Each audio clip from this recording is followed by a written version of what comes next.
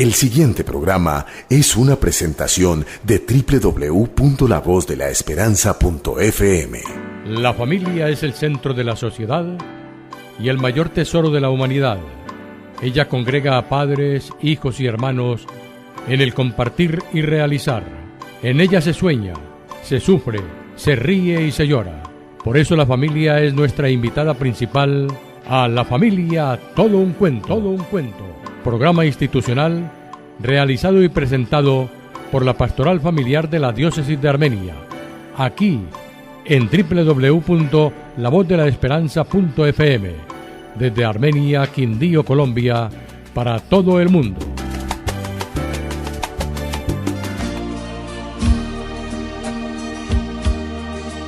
Que ninguna familia comience en cualquier de repente. Que ninguna familia se acabe por falta de amor. Buenos días, amables oyentes. Les damos una cordial bienvenida a nuestro programa La Familia Todo un Cuento. Les saludamos desde Armenia, Quindío, Colombia, para todo el mundo, a través de lavozDeLaEsperanza.fm. Con el servicio técnico de John Alexander Ramírez y bajo la dirección del padre Carlos Arturo Quintero Gómez, estamos hoy con ustedes Elsie de Jesús Zapata y Julián Ramírez David, misioneros de la comunicación y miembros del equipo de la Pastoral Familiar de la Diócesis de Armenia. Queridos escuchas, hoy vamos a trabajar un tema muy especial y es el tema de los sacramentos para la vida, porque es un tema que nos compete a todos en esa relación con Dios y en la relación con nuestros hermanos. Si estamos hablando entonces de los sacramentos, vamos a hablar de ellos como signos sensibles y eficaces de la gracia de Dios, instituidos por Jesucristo.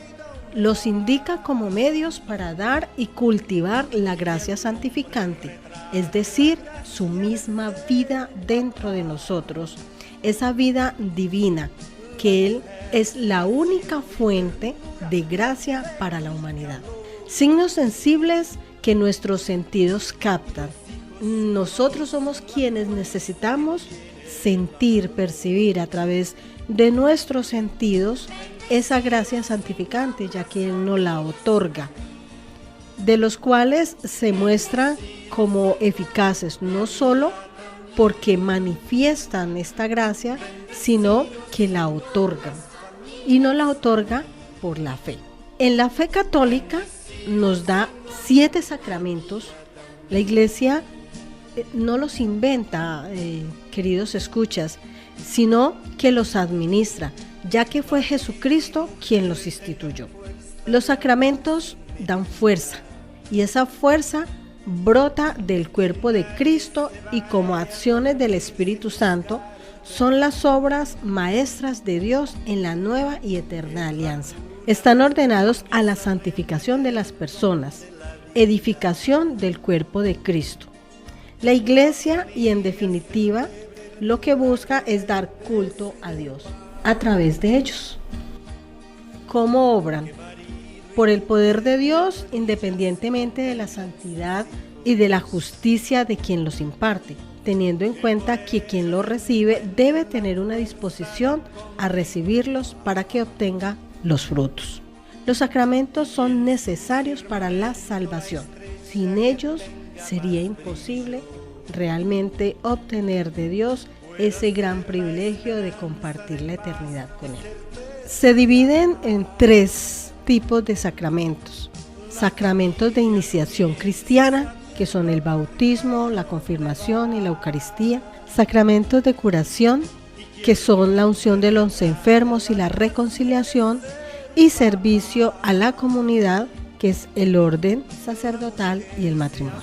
Vamos a nuestro primer segmento para que profundicemos en este tema tan interesante para nuestra relación con Dios y la relación de nuestra familia con Dios. Y caminaron con Dios.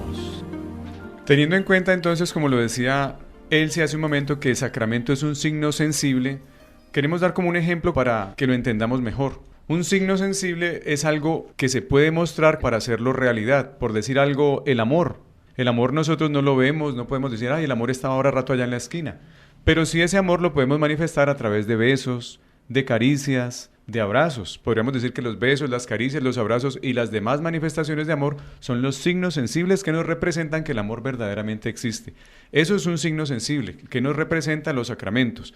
Como lo dijo Elsie hace un momento, instituidos por Jesucristo para darnos la gracia santificante, que es un don sobrenatural que Dios nos concede para alcanzar la vida eterna, o como también lo dijimos hace un momento, son necesarios dentro de nuestra fe católica para la salvación. A continuación, entonces, les vamos a describir los 7 sacramentos en general. Una descripción muy mínima como para que vamos teniendo una idea de qué es lo que hace cada uno de ellos en nosotros.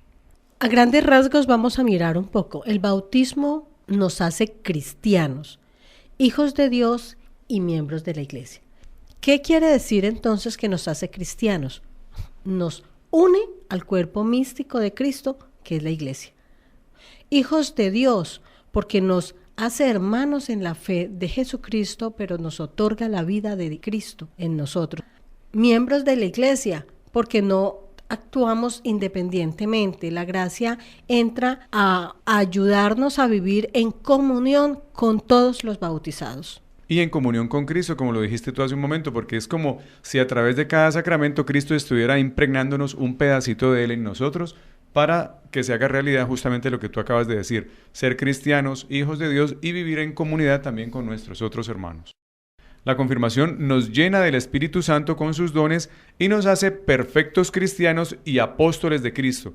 Como su nombre lo dice, es como confirmar los compromisos que en el bautismo nuestros padres y nuestros padrinos hicieron por nosotros. Cuando hablamos de confirmación también estamos hablando de una gracia muy especial, y es que ya la persona tiene la conciencia de a qué se compromete y por tanto es quien confirma en primera persona ese compromiso con Cristo.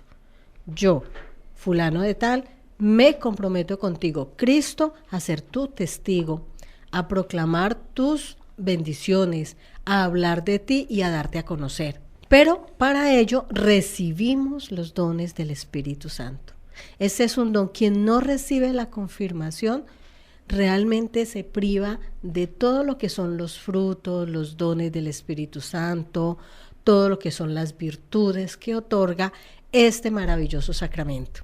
Podríamos decir que los dones son como las semillitas o los talentos que Dios ha dado, y los frutos, lo que esa semillita va a ir ocasionando en nosotros con la gracia santificante del Espíritu Santo. Seguimos con la penitencia o confesión o reconciliación. En ella se nos perdonan los pecados cometidos después del bautismo. Y se nos perdonan por expreso mandato de Jesús. Si nosotros recordamos las diferentes intervenciones que Jesús tiene con sus discípulos después de su resurrección, una de las más importantes es la que tiene que ver con la confesión, porque es cuando Él les otorga el poder de ir por todo el mundo, anunciar su evangelio, perdonar los pecados y sanar. O sea que la confesión está muy unida al don de sanación, porque nos devuelve la vida de la gracia. Seguimos después con la Eucaristía o la comunión. Es el sacramento del cuerpo y sangre de Jesucristo bajo las especies de pan vivo. Podríamos decir que es el sacramento de sacramentos, porque dentro de este se celebran la mayoría de los otros sacramentos. La Eucaristía es el don maravilloso de un Dios que nos amó tan al extremo que permanentemente se inmola en nuestros altares y se nos entrega como pan para nutrir nuestras familias, para nutrir nuestro espíritu, para nutrir nuestra comunión eclesial. Otro de los sacramentos, bastante importantes también como los demás, es la unción de los enfermos. Nos alivia el alma y el cuerpo del cristiano cuando nos encontramos gravemente enfermos. Es muy importante que tengamos en cuenta esto. Cuando nos encontramos gravemente enfermos, cuando ya por la edad nos sentimos decaídos, el sacramento fortalece para hacerle frente a la enfermedad, hacerle frente al cansancio, hacerle frente al mal del alma. Nos equipa también para dar el paso de desprendimiento ya en el momento en que el Señor nos llama y debemos dejar este mundo. Entonces también nos da esas herramientas para poder salir y poder decirle sí a esa nueva vida que es la vida eterna. Normalmente este sacramento de la unción de los enfermos va acompañado del otro sacramento de la reconciliación para lograr el objetivo de lo que tú decías, que ese viaje que vamos a emprender hacia el encuentro íntimo y profundo con Dios, lo hagamos en paz, con nuestra alma totalmente limpia y dispuestos a encontrarnos con ese Creador. El orden sacerdotal es el sacramento por el cual algunos cristianos son elevados a la dignidad de ministros de Dios, que les da el poder para consagrar las especies en la Eucaristía y también el poder para perdonar los pecados, no en nombre de ellos, sino en nombre de Jesucristo. Es aquel sacramento a través del cual Jesús se encarna para darnos la gracia santificante a través del sacramento de la confesión, a través del bautismo, porque Él elige a algunos miembros de la comunidad para que les sirvan a través de aquello que Él les quiere dar, y es a través de los sacramentos, pero también es para la realización de estas mismas personas. Al ser un llamado se requiere una respuesta, y si es una respuesta de amor, estas personas se realizan plenamente en el servicio a la comunidad, en el culto a Dios y en ese éxtasis maravilloso del amor por ese Dios que los amó tanto que los eligió para ser pescadores de hombres. Y finalmente, terminando la lista de los 7, tenemos el matrimonio. El matrimonio cristiano santifica la unión de un solo hombre con una sola mujer para siempre, y les da gracia para cumplir fielmente los deberes de esposos y padres. Y no son poquitos estos deberes, ¿verdad, Julián? Tú nos puedes decir mucho sobre esto. Sí, señora, son bastantes los deberes que uno como papá, como padre de familia y también como esposo debe cumplir, empezando con la fidelidad, con el compromiso de criar a esos hijos dentro de la fe cristiana, iniciando con el sacramento del bautismo, de darles como a manera de herencia esa fe que nosotros hemos recibido de nuestros abuelos, nuestros padres, y también tenemos ese compromiso de transmitírsela a ellos para que sean también cristianos de bien y personas buenas dentro de la sociedad. Pero no solamente son deberes, también son bendiciones, son gracias que se reciben cuando una pareja se casa por amor. En nombre de Jesucristo, el sacramento le otorga una cantidad de fortalezas para hacerle frente a todas las responsabilidades que implica ser pareja, ser padres, ser tutores, ser compañeros de misión. Esto, queridos oyentes, es como una introducción a los sacramentos, porque vamos a ir profundizándolos poco a poco, mirando un poco dónde está en la palabra de Dios, cómo Jesús los instituye, cómo los practicaron nuestros primeros cristianos y cómo a nosotros hoy nos pueden enriquecer en este gran proyecto de vida que es camino hacia la santidad. Porque en últimas todos y cada uno de los sacramentos se nos fueron dados para llegar a ese gran objetivo de todos los cristianos, y es llegar a ser santos. Queridos oyentes, hacemos una pausa y ya regresamos a La Familia Todo un Cuento. Estoy tan aburrido, hermano, pero tan aburrido.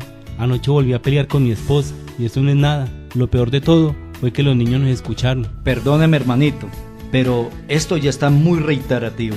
¿Por qué no buscan ayuda profesional? Ah, no, hermano, es que eso es muy harto que le metan en la vida a uno. Amiguito, yo hace mucho pasé por lo mismo y en la pastoral familiar me dieron muchas herramientas para solucionar el problema. La verdad es que nadie se prepara para ser pareja y eso no es fácil, pues son dos mundos diferentes, totalmente diferentes, que se unen sin mayor preparación. Bueno, hermano, ¿y cómo es la cosa? ¿A dónde voy o a quién llamo? En la pastoral familiar de la diócesis de Armenia, marcando el número 741-4171 con la extensión 409 y pides una cita, o si lo prefieres, puedes ir personalmente a la calle 23, número 1226, y es en la misma oficina 409. Ellos tienen quien te oriente. Te aseguro que no te vas a arrepentir. Piensa en ti, piensa en tu familia. Tus hijos merecen crecer con sus padres. La Familia Todo un Cuento. Estamos de vuelta y en este segmento vamos a profundizar sobre los textos bíblicos en los que aparece. Tomen papel y lápiz para que ustedes también puedan en sus casas con la palabra de Dios buscarlos, mirarlos y darse en cuenta de que todos están allí. Vamos a comenzar con los de iniciación cristiana. El bautismo. ¿Es el bautismo un sacramento por el cual renacemos a la vida divina? ¿Qué quiere decir? Habíamos perdido la vida divina porque cuando fuimos llamados a la vida, la teníamos, pero la perdimos, ya sabemos, por la desobediencia de nuestros primeros padres. Entonces, por el bautismo que Jesús instituye, renacemos a la vida divina, mediante la ablución con agua y la invocación expresa de la Trinidad. El elemento es el agua, pero la expresión es la Trinidad, en el nombre del Padre, del Hijo y del Espíritu Santo. Son las dos condiciones que debe tener para que realmente el sacramento del bautismo se realice. ¿En dónde encontramos entonces el mandato a ser bautizados? Tenemos en Tito 3, del 4 al 7, el Señor nos dice: Pero Dios, nuestro Salvador, al manifestar su bondad y su amor por los hombres, nos ha salvado, no por la justicia que hayamos practicado, sino por puro amor, mediante el bautismo regenerador y la renovación del Espíritu Santo, que derramó abundantemente sobre nosotros por Jesucristo nuestro Salvador. En Mateo 28, del 18 al 20, vamos a encontrar también ese mandato divino de Jesús a bautizarnos. Y además de mandato también nos da aquí algo muy importante, que es la fórmula. Porque hay personas que dicen que es lo mismo bautizar en el nombre del Padre o solamente en el nombre del Señor Jesucristo, pero nuestro mismo Señor Jesucristo aquí, además de dar el mandato, también está dando la fórmula. Y dice el texto: Jesús se acercó y les dijo: Se me ha dado todo poder en el cielo y en la tierra. Id pues y haced discípulos míos en todos los pueblos, bautizándolos en el nombre del Padre y del Hijo y del Espíritu Santo, y enseñándoles a guardar todo lo que yo os he mandado. Muy cierto, la fórmula y también la responsabilidad. Porque si lo recibimos, quien lo otorga tiene un deber y es enseñar lo que él transmitió. Pero a la vez es la responsabilidad de quien lo recibe, vivir lo que se le enseña. Por eso decimos que hay unos efectos que produce el bautismo. El bautismo perdona el pecado original y cualquier otro pecado con las penas debidas por ellos e imprime en el alma el carácter sacramental que nos hace cristianos y miembros de la Iglesia y nos da la gracia santificante que nos hace hijos de Dios. Por consiguiente, ¿es el bautismo el primero y el más necesario de los sacramentos? Efectivamente sí. Es el primero porque antes de estar bautizado no se puede recibir ningún otro sacramento. Y es el más necesario porque todos debemos renacer por el bautismo para salvarnos. Entonces la pregunta siguiente sería: ¿cuándo se debe administrar el bautismo? Para nosotros los cristianos católicos se debe administrar desde niños y de hecho nuestros antepasados, los apóstoles, bautizaban a toda la familia. Es realmente importante que los reciban desde niños. Se debe administrar dentro de las primeras semanas siguientes al nacimiento del niño.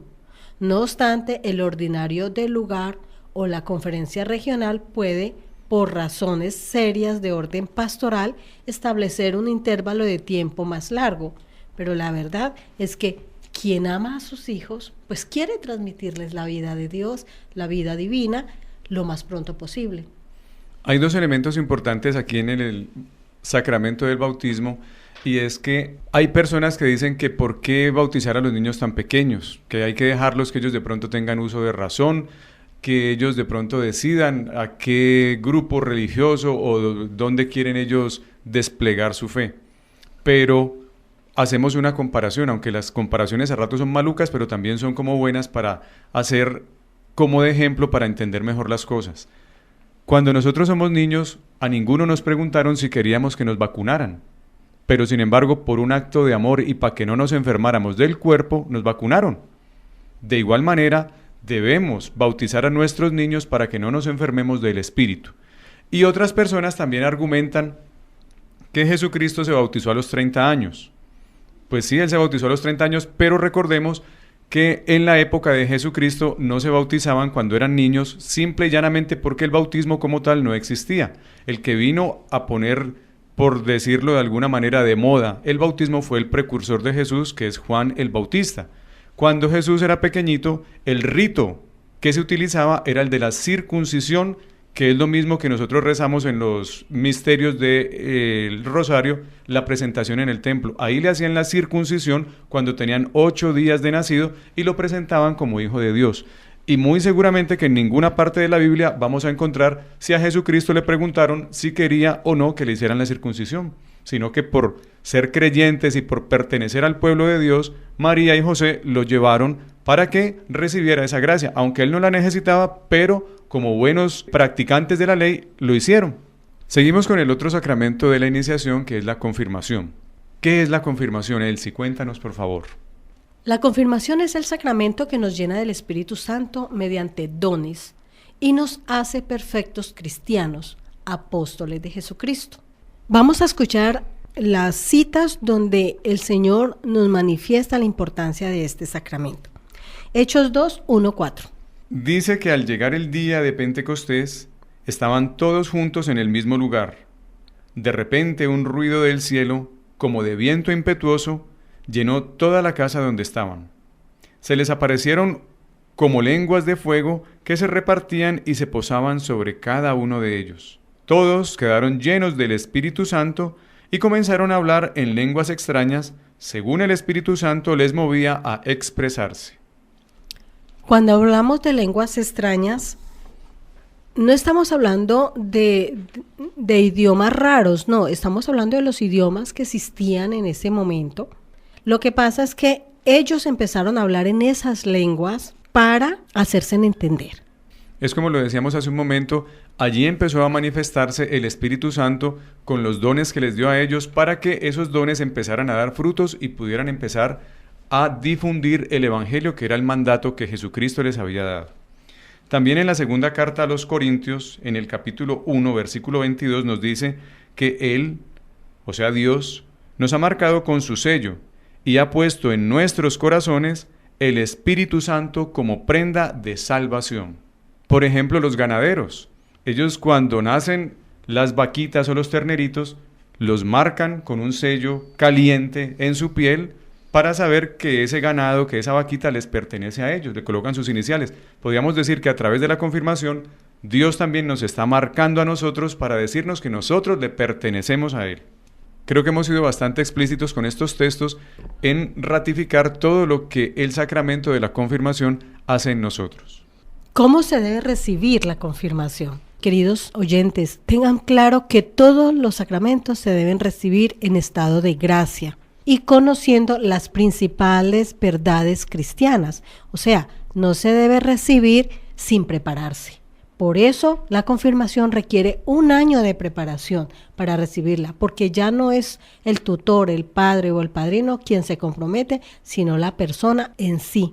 El sacramento de la confirmación se confiere por la unción del crisma en la frente, que se hace con la imposición de la mano, y por las palabras que dice el señor obispo, nombrando a la persona que recibe por esta señal el don del Espíritu Santo.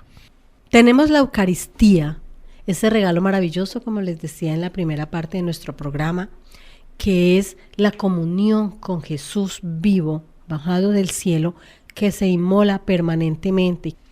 Nosotros como creyentes, como hijos de Dios, sabemos por nuestra fe que Jesucristo, como Dios, sabemos que Él está presente en todas partes, pero como verdadero hombre, como ser humano, se encuentra presente únicamente en la Eucaristía, en las especies consagradas. ¿Cuándo instituyó Jesucristo la Eucaristía? Todos recordamos, los que hemos ido a celebrar el día del Jueves Santo, esa última cena de Jesús, la gran Pascua judía, en la cual Él hace toda una dimensionalidad de esto en la Eucaristía. En Marcos 14, 22, 25 se nos dice: Durante la cena, Jesús tomó pan, lo bendijo, lo partió y se lo dio diciendo: Tomad, esto es mi cuerpo. Después tomó un cáliz, se lo pasó a ellos y bebieron de él todos. Y les dijo: Esta es mi sangre, la sangre de la alianza que será derramada por todos. En la primera carta a los Corintios, capítulo 10, versículo 16 y 17, el mismo San Pablo cuestiona a los habitantes de Corinto, preguntándoles o cuestionándolos si verdaderamente lo que están celebrando es o no comunión con el cuerpo de Cristo. Y les dice: ¿El cáliz de la bendición que bendecimos no es la comunión con la sangre de Cristo? ¿Y el pan que partimos no es la comunión con el cuerpo de Cristo? Puesto que solo hay un pan, todos formamos un solo cuerpo, pues todos participamos del mismo pan. Esto es para que nos demos cuenta de que quien comulga debe estar en esa relación del compartir con el otro, de entrar en relación con el otro. No somos extraños cuando estamos en el templo, cuando recibimos la Eucaristía juntos, así no nos conozcamos, todos somos hermanos en la fe y Jesucristo nos une a través de la partición del pan. ¿Cuándo empieza Jesucristo a estar en la Eucaristía? En el momento mismo de la consagración, cuando el sacerdote ora sobre las especies, en el cual el pan se convierte en el cuerpo de Cristo y el vino se convierte en la sangre de Cristo. El momento de la consagración, que se llama la invocación al Espíritu Santo o epíclesis, y cuando ocurre el momento de la transustanciación, como lo decía Elsie hace un momentico. La hostia después de la consagración es el cuerpo de Jesucristo. Y el vino, después de la consagración, ya no es vino, sino que se convierte en la preciosísima sangre de nuestro Señor Jesucristo. Jesucristo está en la Eucaristía todo entero, en todas y cada una de las partes de las sagradas especies. ¿Y para qué recibimos a Cristo en la Eucaristía? Para que sea alimento de nuestras almas, nos aumente la gracia y nos dé la vida eterna. Recordemos que Él también en el capítulo 6 del Evangelio de Juan nos dice que Él es el pan vivo que ha bajado del cielo, que el que coma su carne y beba su sangre vivirá para siempre y Él lo resucitará en el último día. Para recibir bien la Sagrada Comunión son necesarias 3 cosas: estar en gracia de Dios, guardar el ayuno eucarístico, que quiere decir más o menos 1 horita antes de la Eucaristía, no consumir ningún alimento sólido, y saber a quién recibimos. Queridos oyentes, hacemos una pausa y ya regresamos a La Familia Todo un Cuento. Hola Pili, ¿cómo vas? Te veo como desanimada, ¿qué te pasa? Ay, bendita, supieras que me está sucediendo tantas cosas. Bueno, a ver, cuéntame. Imagínate que estamos pasando con Alberto por una crisis tan tenaz. ¿Cómo así? ¿Crisis de qué o qué? No, mijita, pues se me juntó todo, porque estamos mal como pareja, en la parte económica, y eso no es nada. ¿Y es que hay más? Pues sí, mijita, lo mejor de todo es que parece que estoy en embarazo. Y no pues que solo se iban a quedar con Salomé. Ah, sí, eso era lo que pensábamos, pero ya sabes que en estas cosas no manda sino Dios. Estoy totalmente de acuerdo, pero si fuera así, no les queda sino agradecer, hacer oración y encomendarse al Señor. Ah, sí, pero ¿qué hago con el resto de cosas? Bueno, hay que empezar a hacer unas tareas para tratar de mejorar lo que los rodea. Yo te recomiendo que busquen ayuda en la pastoral familiar de la diócesis. Ay, no, qué pereza, ir a hablar allá con curas, y yo con tantos problemas que tengo, no. No, Pili, yo hace un tiempo pasé por lo mismo, y no son solo curas, es un gran equipo que conforma la pastoral familiar. Ah, ¿sí? ¿Y yo a dónde llamo o qué? Al 741-4171, extensión 409. Ahí hablas con la secretaria y pides una cita. Ah, listo, espérame, yo lo apunto. La Familia, todo un cuento. Bueno, queridos escuchas, vamos a tomar el segundo segmento en lo que tiene que ver con los sacramentos de curación o sanación. En ellos encontramos el sacramento de la confesión y el de la unción de los enfermos. Podemos decir de estos 2 sacramentos que el Señor Jesucristo, médico de nuestras almas y de nuestros cuerpos, que perdonó los pecados al paralítico y le devolvió la salud del cuerpo, quiso que su iglesia continuase con la fuerza del Espíritu Santo su obra de curación y de salvación, incluso en sus propios miembros. Esta es la finalidad de los 2 sacramentos de curación, del sacramento de la penitencia o confesión o reconciliación y el sacramento de la unción de los enfermos. Entonces tenemos que el sacramento de la confesión o del perdón o de la reconciliación, el cual Cristo lo instituyó en favor de todos los miembros pecadores de su iglesia, ante todo para los que después del bautismo hayan caído en el pecado grave, y así hayan perdido la gracia bautismal y lesionado la comunión eclesial. El sacramento de la penitencia, por tanto, ofrece a estos una nueva posibilidad de convertirse y de recuperar la gracia de la justificación. Los padres de la Iglesia presentan este sacramento como la segunda tabla de salvación después del naufragio, que es la pérdida de la gracia. El sacramento de la penitencia está constituido por el conjunto de 3 actos realizados por el penitente y por la absolución del sacerdote. Los actos del penitente son el arrepentimiento, la confesión o manifestación de los pecados al sacerdote y el propósito de realizar la reparación y las obras de penitencia. Y esto es muy importante tenerlo en cuenta, de que no fue la iglesia quien lo instituyó de esta manera, fue el mismo Cristo. Cuando leemos en Juan 20, 19, 23 este texto que nos dice: reunidos en la tarde de aquel día, el primero de la semana, estando los discípulos con las puertas cerradas por miedo a los judíos, llegó Jesús, se puso en medio y les dijo: la paz esté con vosotros, y les enseñó las manos y el costado. Los discípulos se llenaron de alegría al ver al Señor. Él repitió: la paz esté con vosotros. Como el Padre me envió a mí, así os envío yo a vosotros. Después sopló sobre ellos y les dijo: recibid el Espíritu Santo. A quienes les perdonéis los pecados, les serán perdonados. A quienes se los retengáis, les serán retenidos. Esta afirmación de Jesús es la que nos está hablando del poder que tiene la confesión. También lo encontramos en Santiago 5:16, cuando nos dice: confesaos los pecados unos a otros y rezad unos por otros para que os curéis. La oración fervorosa del justo tiene un gran poder. Esta oración es la que permite, es la fe con la que hacemos las cosas, y es el propósito de enmienda que tenemos lo que hace que este sacramento sea redentor y sea sanador. Hace un momento decíamos que el sacramento de la penitencia ofrece la posibilidad de convertirnos, pero entonces, ¿qué será eso de convertirnos? Podemos decir también que la conversión es primeramente una obra de la gracia de Dios que hace que volvamos nuestros corazones hacia Él, porque al descubrir la grandeza del amor de Dios, nuestro corazón se estremece ante el horror y el peso del pecado y comienza a temer ofender a Dios por el pecado y verse separado de Él. En cuanto a este sacramento, también tengamos en cuenta que solo Dios es quien perdona los pecados. Lo que pasa es que Jesús confiere este poder a los hombres para que lo ejerzan en su nombre. Eso lo podemos encontrar en la segunda carta a los Corintios, en el capítulo 5, versículo 18, donde nos dice que el apóstol es enviado en nombre de Cristo y es Dios mismo quien a través de él exhorta y suplica: dejaos reconciliar con Dios. Bueno, queridos escuchas, yo creo que con estas basecitas vamos a estar mucho más abiertos a esa gracia que se nos otorga a través de la confesión.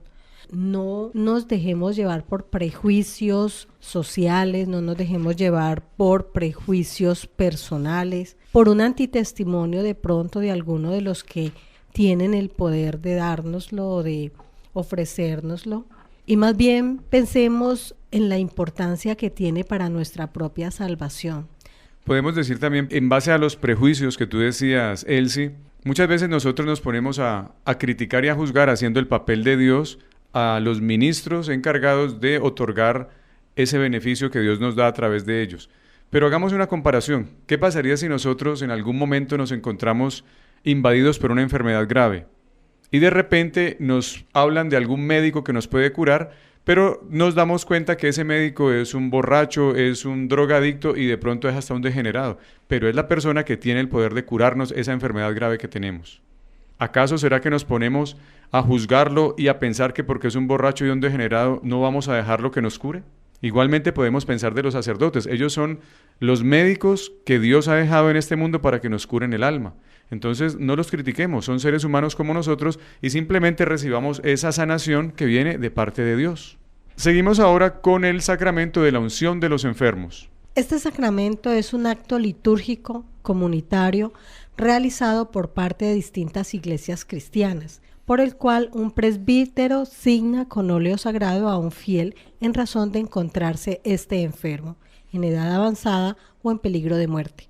Con esta acción se significa que le es concedida al enfermo o al anciano una gracia especial, eficaz para fortalecerlo y reconfortarlo en su enfermedad y prepararlo para el encuentro con Dios. Al igual que los demás sacramentos, la Iglesia Católica considera que la unción de los enfermos fue instituida por Cristo, quien, según los textos neotestamentarios, hizo participar a sus discípulos de su ministerio de compasión y de curación. Dice: yéndose de allí, predicaron que se convirtieran, expulsaban a muchos demonios y ungían con aceite a muchos enfermos y los curaban. Esto lo encontramos en Marcos 6:13. Se suele indicar un pasaje de la Epístola de Santiago como texto de la función y de los efectos del sacramento. ¿Está enfermo alguno entre vosotros? Llame a los presbíteros de la iglesia, que oren sobre él y le unjan con óleo en el nombre del Señor. Y la oración de la fe salvará al enfermo, y el Señor hará que se levante, y si hubiere cometido pecados, le serán perdonados. En la Epístola de Santiago 5:14 hasta el 15, el ministerio de curación espiritual y física desarrollado por Jesús de Nazaret y continuado por sus discípulos fue reconocido desde el cristianismo primitivo, en la imagen de Jesús que cura a la hemorroísa. Este pasaje es muy importante porque nos hace ver cómo el poder de Dios es tan grande en relación a la fe de las personas.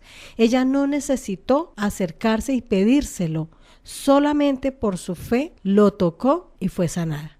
Es bueno anotar que este sacramento se conocía antes como extrema unción, pues solo se administraba articulo mortis o a las personas que estaban a punto de morir. Actualmente el sacramento se denomina canónicamente unción de los enfermos y se puede administrar más de una vez siempre que el enfermo se encuentre grave. ¿Cuáles son los efectos del sacramento? Es un don particular del Espíritu Santo. La primera gracia es de consuelo, paz y ánimo para vencer las dificultades propias de la enfermedad o la fragilidad de la vejez. Es un don del Espíritu Santo que renueva la confianza y la fe en Dios y fortalece contra las tentaciones del maligno como el desaliento y la desesperación. Para el perdón de los pecados se requiere además el arrepentimiento y confesión de la persona que recibe el sacramento. La unión a la pasión de Cristo es otro de los efectos del sacramento. Se recibe la fuerza y el don para unirse con Cristo en su pasión y alcanzar los frutos redentores del Salvador. O sea, unimos nuestro sufrimiento al sufrimiento de Cristo y entonces este sufrimiento se convierte en redentor de mucha humanidad. Y en esto hay algo muy valioso y muy importante que la gente pierde, y es que no ofrece su sufrimiento, no lo une al de Jesús. Entonces muchas veces se desperdicia. ¿Cuánto bien haríamos cuando estamos enfermos, cuando estamos delicados, de unir este efecto para sanar al mundo, para ofrecerlo por la remisión de los pecados de tantos pecadores, para ofrecerlo por la conversión de tantos que no saben acercarse a Dios? Y otro de los efectos, y de pronto el más importante, y también es bueno que recalquemos aquí cómo la Iglesia, a través de los sacramentos, desde que nacemos hasta que morimos, durante todo nuestro ciclo vital, está acompañándonos, procurando en nosotros esa santificación, porque este sacramento es una preparación para el paso a la vida eterna. Este sacramento acaba por conformarnos con la muerte y resurrección de Cristo, como el bautismo había comenzado a hacerlo. La unción del bautismo sella en nosotros la vida nueva. La de la confirmación nos fortalece para el combate de la vida, y esta última unción ofrece un escudo para defendernos de los últimos combates y entrar en la casa del Padre. ¿Quiénes son los destinatarios y los ministros de la unción? Solamente los sacerdotes o los obispos pueden ser ministros de este sacramento. Esto queda claro en el texto de Santiago, y los concilios de Florencia y de Trento lo definieron de tal manera, interpretando dicho texto. Únicamente ellos lo pueden aplicar utilizando el óleo bendecido por el obispo o, en caso de necesidad, por el mismo presbítero en el momento de administrarlo. Es deber de los presbíteros instruir a los fieles sobre las ventajas de recibir el sacramento y que los ayuden a prepararse para recibirlo con las debidas disposiciones. Esto es necesario que lo tengamos muy claro. No cualquier persona puede llegar y ungirte con el aceite y decir que te hizo la unción de los enfermos. No, es solo el sacerdote o el obispo. Y el sujeto de la unción de los enfermos es cualquier fiel que, habiendo llegado al uso de razón, comienza a estar en peligro de muerte por enfermedad o por vejez. Además debe tener la intención de recibirlo y manifestarla. Cuando el enfermo ya no posee la facultad para expresarlo, pero mientras estuvo en pleno uso de la razón, lo manifestó, aunque fuera de manera implícita, sí se puede administrar.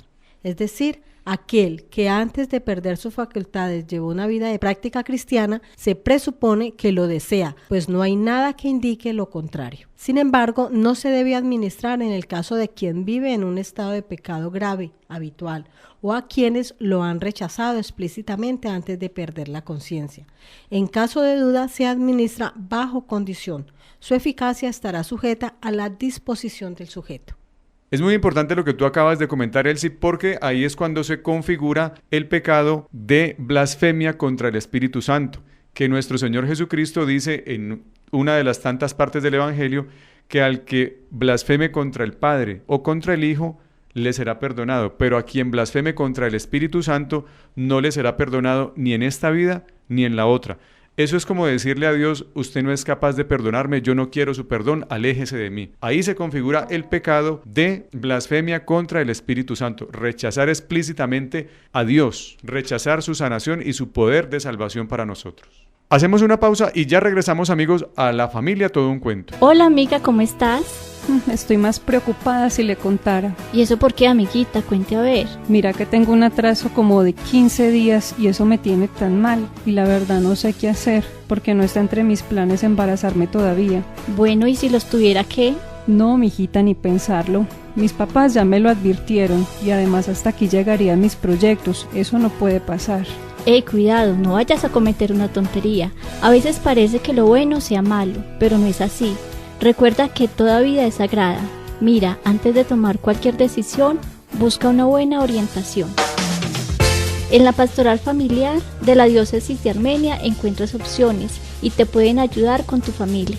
Hola, ¿y eso dónde queda? En la calle 23, número 1226. La oficina es 409, teléfono 741-4171, extensión 409.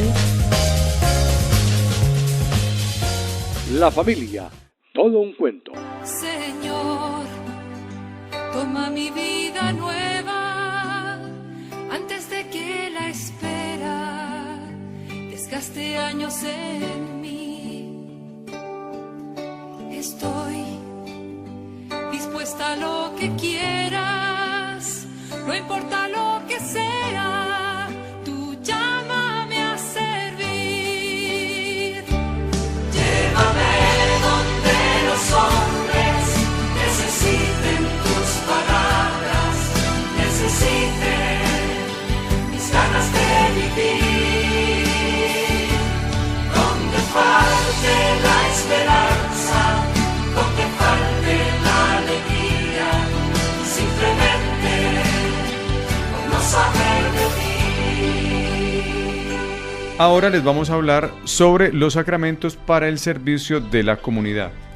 Estos son el orden sacerdotal y el matrimonio, que están ordenados a la salvación de los demás, porque contribuyen ciertamente a la propia salvación, pero esto lo hacen mediante el servicio que prestan a los demás. Confieren una misión particular en la iglesia y sirven a la edificación del pueblo de Dios. En estos sacramentos, los que fueron ya consagrados por el bautismo y la confirmación para el sacerdocio común de todos los fieles, pueden recibir consagraciones particulares. Los que reciben el sacramento del orden son consagrados para, en el nombre de Cristo, ser los pastores de la iglesia con la palabra y con la gracia de Dios. Por su parte, los cónyuges cristianos son fortificados y como consagrados para los deberes y dignidad de su estado por este sacramento especial. Entonces, hablando en concreto ya del sacramento del orden sacerdotal, podemos decir que es gracias al cual la misión confiada por Cristo a sus apóstoles sigue siendo ejercida en la iglesia hasta el fin de los tiempos. Es pues el sacramento del ministerio apostólico. Comprende 3 grados, el de episcopado, el presbiterado y el diaconado. Es claro entonces que la iglesia entera es un pueblo sacerdotal. Por el bautismo, todos los fieles participan del sacerdocio de Cristo. Esta participación se llama sacerdocio común de los fieles. A partir de este sacerdocio y al servicio del mismo existe otra participación en la misión de Cristo, la del ministerio conferido por el sacramento del orden, cuya tarea es servir en nombre y en representación de Cristo, cabeza en medio de la comunidad. El sacerdocio ministerial difiere esencialmente del sacerdocio común de los fieles porque confiere un poder sagrado para el servicio de los fieles. Los ministros ordenados ejercen su servicio en el pueblo de Dios mediante la enseñanza, el culto divino y por el gobierno pastoral. Vamos a hablar ahora de cómo se confiere el sacramento del orden sacerdotal. Este se hace mediante la imposición de las manos, seguido de una oración consecratoria solemne que pide a Dios para el ordenado las gracias del Espíritu Santo requeridas para su ministerio. La ordenación imprime un carácter sacramental indeleble. El orden únicamente se puede conferir a varones bautizados cuyas actitudes para el ejercicio del ministerio han sido debidamente reconocidas. A la autoridad de la Iglesia le corresponde la responsabilidad y el derecho de llamar uno a recibir la ordenación. ¿Dónde encontramos el referente bíblico que nos habla de este sacramento? Vamos a encontrarlo en Marcos 3, 13, 14 y en Juan 20, 21, 23. En la cita de Marcos, el Evangelio de Marcos nos dice: después subió al monte, llamó a los 12 que él quiso, y ellos se acercaron a él, para enviarlos a predicar, con poder de echar los demonios. Y en el Evangelio de Juan, capítulo 20, versículos del 21 al 23, nos dice: él repitió, la paz esté con vosotros. Como el Padre me envió a mí, así os envío yo a vosotros. Después sopló sobre ellos y les dijo: recibid el Espíritu Santo. A quienes perdonéis los pecados, les serán perdonados. A quienes se los retengáis, les serán retenidos. También es muy importante tener en cuenta que este sacramento fue instituido el día de la última cena, cuando Jesús, compartiendo con sus discípulos, les pide que hagan eso en conmemoración suya. Allí instituye este sacramento y los nombra, pero también cuando en cabeza de Pedro le dice: tú eres Pedro y sobre esta piedra edificaré mi iglesia. Te daré las llaves del reino de los cielos. Lo que ates en la tierra quedará desatado en el cielo, lo que desates en la tierra quedará desatado en el cielo. Esto está en el Evangelio de Mateo, capítulo 16, versículos 16 al 18. Y también lo podemos corroborar con el Evangelio de Mateo, en el capítulo 28, versículo del 18 al 20, donde Jesús les dice a sus discípulos: vayan y hagan que todos los pueblos sean mis discípulos. Bautícenlos en el nombre del Padre y del Hijo y del Espíritu Santo y enséñenles a cumplir todo lo que yo les he encomendado. Entre tanto, yo estaré con ustedes todos los días hasta el fin del mundo. Miremos ahora cuál es la importancia de este sacramento del orden sacerdotal. Recordemos que nosotros, como hijos de Dios, como bautizados, tenemos un llamamiento a ser santos. Y como lo decíamos al inicio, los sacramentos son necesarios para nuestra salvación y para nuestra santidad. Y las personas que Jesucristo encomendó esta misión de pastorear su rebaño fueron los sacerdotes, fueron los apóstoles y en consecuencia los sucesores de los apóstoles, que son los obispos y los sacerdotes. He ahí la importancia de ellos, porque ¿qué sería de nuestra iglesia si no hubieran quien nos perdonara nuestros pecados o quien nos suministrara los otros sacramentos y en especial el sacramento de la reconciliación, que ellos son los únicos autorizados para perdonarnos los pecados, no en nombre de ellos, en nombre de Dios, pero son los medios que Jesucristo dejó para que hicieran ese oficio a favor de nosotros. También es muy importante saber que es una bendición para el elegido que responde en la generosidad, en ese servicio, en ese llamado que Dios le hace al servicio de la comunidad. También cómo estas personas se donan a las familias, como una familia que realmente quiere alimentar su fe puede acercarse a un sacerdote y va a encontrar en él apoyo, cuidado, escucha, puede generar esa guía espiritual que a veces necesitamos. Un sacerdote es eso, un guía, un maestro, una persona con la cual tú puedes contar, pero también es una persona que necesita mucho de nuestra oración. De hecho, al ser instrumentos de la gracia de Dios y ser quienes multiplican esta gracia en el mundo, pues son muy atacados. Son atacados por aquel que siempre está buscando nuestra caída, son atacados por esta sociedad de consumo que a veces no comprende las opciones radicales de fe. Y entonces los tilda, además porque siempre tendemos a mirar lo malo. Alguien me decía alguna vez compartiendo que un sacerdote era como un avión. Nadie se fijaba en él durante mucho tiempo, hiciera todas las obras buenas que quisiera hacer. Pero cuando alguno de ellos se caía, entonces todo mundo empezaba a criticarles y a agredirles. Pasa lo mismo con los aviones. Nadie sabe, nadie se acuerda mucho de ellos hasta que uno no se cae. Cuando se cae es que todo el mundo arma el alboroto.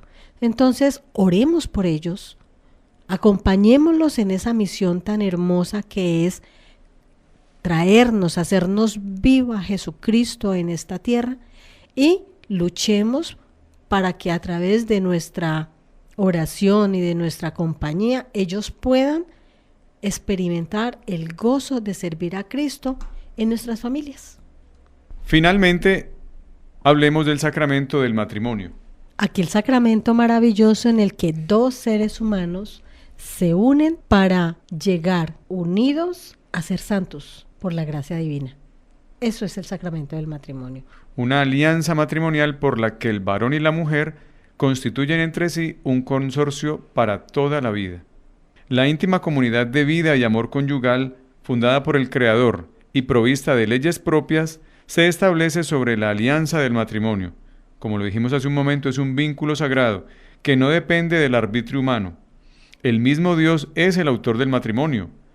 El matrimonio no es una institución puramente humana, a pesar de las numerosas variaciones que ha podido sufrir a lo largo de los siglos en las diferentes culturas, estructuras sociales y actitudes espirituales. Existen en todas las culturas un cierto sentido de la grandeza de la unión matrimonial. La salvación de la persona y de la sociedad humana y cristiana está estrechamente ligada a la prosperidad de la comunidad conyugal y familiar. ¿Qué quiere decir todo esto? Al establecer la alianza a través del matrimonio católico, se genera un encuentro de vida perenne, o sea, es para siempre. ¿Y por qué para siempre? Porque es alianza, porque no es contrato. El hombre y la mujer se unen y comulgan en el cuerpo y la sangre de Cristo. Por eso se establece una alianza. Muy diferente al contrato, el matrimonio civil o el matrimonio natural, que es el que se da por dos personas que se van a vivir juntos. Un compromiso que se genera entre dos seres humanos, pero que en el momento en que no se puede suplir, sencillamente se rompe. La alianza no se rompe. Ese es uno de los grandes problemas, porque muchas parejas se casan, primero, sin haberse confesado, y empiezan a tener una cantidad de problemas y de situaciones que tiene que ver con la no vivencia realmente del sacramento. Pero también tiene que haber plena conciencia, por eso es necesaria la preparación. Para casarse tienen que prepararse, no es fácil vivir en pareja. En todos los otros sacramentos, tú eres el que te comprometes, aquí es la pareja. Por eso es tan importante que ambos tengan claro que es un llamado. No todas las personas están llamadas a casarse. Hay personas que nacieron para ser célibes por el reino de Dios y hay otros que son célibes porque la sociedad los hizo célibes. Hay personas que deciden casarse por cualquier motivo menos por amor y ahí ya están haciendo inválido el matrimonio, porque solo el amor es el fundamento, la base fundamental de una relación de conyugalidad. Debemos tener en cuenta entonces que la relación, ese llamado, esa respuesta que un hombre y una mujer dan a Dios para consagrarse en el matrimonio, lo están haciendo para consagrarse al servicio de los hijos, al servicio de la iglesia, al tener familias sanas, familias santas, familias comprometidas. Cuando en la Biblia se nos habla de que no es bueno que el hombre esté solo, la mujer es carne de su carne, su igual, la criatura más semejante al hombre mismo, le es dada por Dios como un auxilio, representando así a Dios, que es nuestro auxilio. Por eso deja el hombre a su padre y a su madre y se une a su mujer y se hacen uno solo.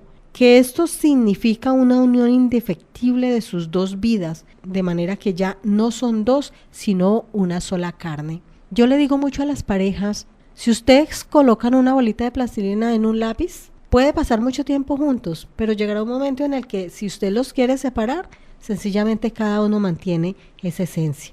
En el sacramento como alianza, tú tomas 2 bolitas de plastilina, las unes y miras a ver si las separas. Podrás despedazarlas, pero no se separarán. Se formará un solo color diferente a los 2 con los cuales se generó esa mezcla, pero jamás los puedes separar. Eso es una pareja unida por amor. Claro, hay matrimonios que no duran mucho, y no duran mucho porque no se unieron por amor, se unieron por interés, por necesidad, por miedo. Pero el verdadero matrimonio que se da por amor, ahí está Dios, porque Él es el que los consagra. El sacramento del matrimonio podemos decir que está apoyado desde la palabra de Dios, empezando por el Génesis, en el capítulo 2, versículo 24, donde dice que por eso el hombre dejará a su padre y a su madre, se unirá a su mujer y serán los dos una sola carne.